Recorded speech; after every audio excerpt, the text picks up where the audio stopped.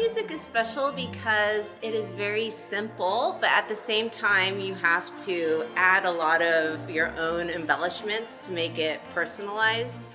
So one thing to get ready for this concert that we have to do is really look at the music, but also listen to a bunch of different recordings and get ideas of ways that we can make the music more interesting and more personalized for what we want to do with the performance. So some of the things that we might add, the embellishments, are sort of made to sound like we made it up on the spot. Sort of like in jazz music, how players will take turns adding different notes and things around a basic melody.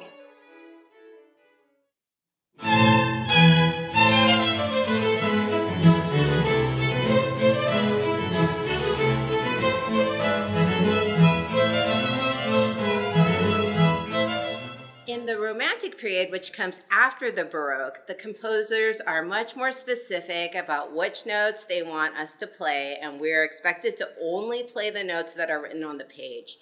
But in Baroque music, the composer is much more flexible. So they just write one note, and then we as the musicians are expected to add a bunch of other notes on top of it, and we can play anything that we want that sounds good inside the chord.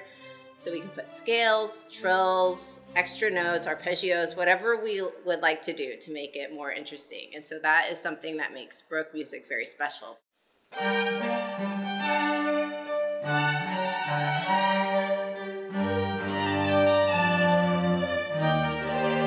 So we're going to be playing the Corelli Christmas Concerto, which is sort of the pinnacle of Christmas concertos that were written in the Baroque period. It's a very special one.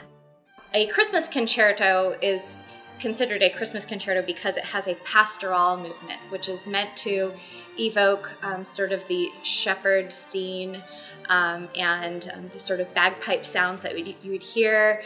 And also the movement has to be in the time signature 12/8 in order for it to be considered a pastoral. And all Christmas concerti include one of these pastoral movements in it. Another part of the Christmas concerto is that it is a concerto grosso, which is a term that means it's for some solo instruments with a larger group.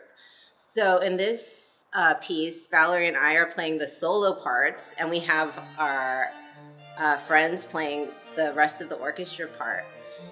A concerto grosso is also usually in 4 movements, going slow, fast, slow, fast.